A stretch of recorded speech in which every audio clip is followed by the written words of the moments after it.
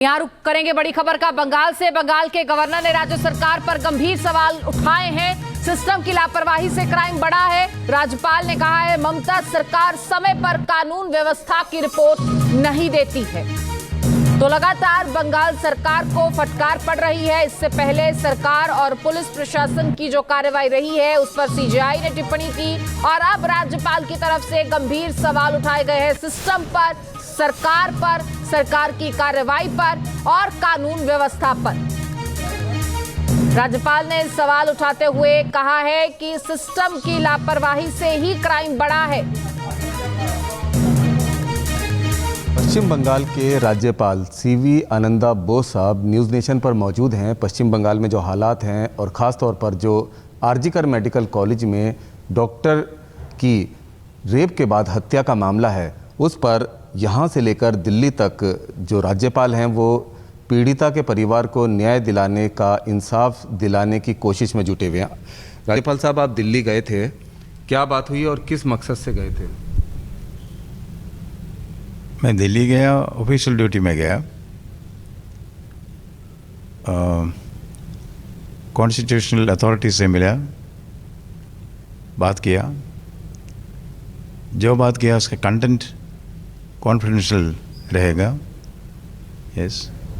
पश्चिम बंगाल में जो स्थिति है और जिस तरह से आरजीकर मेडिकल कॉलेज में ट्रेनी डॉक्टर की रेप के बाद हत्या हुई है, इस मामले में सीबीआई ने कहा है कि क्राइम सीन के साथ छेड़छाड़ हुई है और पुलिस ने अपना जो काम है वो जिस तरीके से करना चाहिए था नहीं किया। क्या आपका कहना? अब तो एक केस सुप्रीम कोर्ट के आगे है। सुप्रीम कोर्ट ने इसका कॉग्निजेंस लिया है, आदेश दिया है। सीबीआई इंक्वायरी हो रहा है। इसके बीच में कोई कमेंट देना अच्छा नहीं, उचित नहीं। इन्वेस्टिगेशन कंप्लीट करना है, उसके बाद हमको मालूम होगा सच क्या है। पूरा सच बाहर निकलेगा। पश्चिम बंगाल सरकार से आपने कोई रिपोर्ट तलब की है, कोई डिटेल मांगी है इस केस को लेकर? गवर्नमेंट से बहुत रिपोर्ट मांगा है, वो तो रूटीन एक्टिविटी है। कॉन्स्टिट्यूशन के आर्टिकल 167 में ऐसा प्रिस्क्राइब किया है। शासन के प्रशासन के बारे में जो इन्फॉर्मेशन राज्यपाल पूछता है वो सारा इन्फॉर्मेशन देना मुख्यमंत्री का उत्तरदायित्व है। ये कॉन्स्टिट्यूशनल प्रोविजन है। तो जो रिपोर्ट्स आप मांगते हैं किसी भी केस को लेकर, क्या वो रिपोर्ट समय से और पश्चिम बंगाल सरकार राज्यपाल के दफ्तर तक भेजती है? ये तो एडमिनिस्ट्रेटिव इश्यू है। सारा रिपोर्ट टाइम में नहीं मिलता।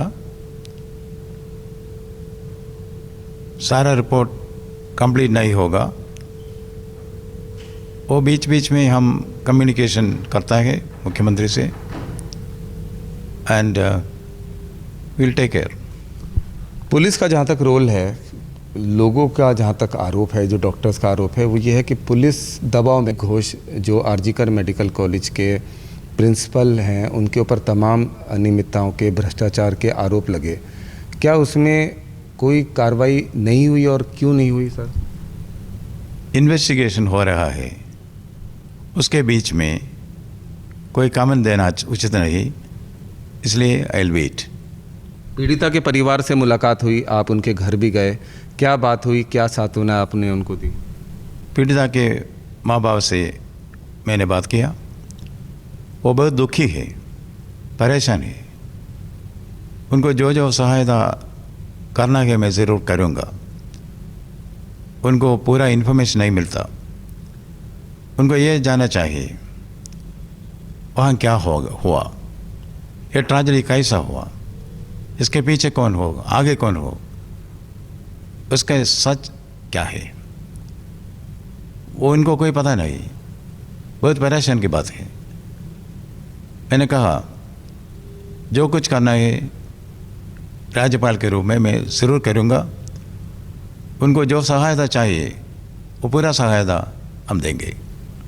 कोलकाता, पश्चिम बंगाल की लॉ एंड ऑर्डर की जो स्थिति है उस पर क्या कमेंट आप देना चाहेंगे? लॉ एंड ऑर्डर के बारे में मैंने मेरा इन्फ्लुएंस लिया है, अब वो कॉन्फिडेंशियल रहेगा। कोर्ट ने कहा है absolute failure of the governmental machinery.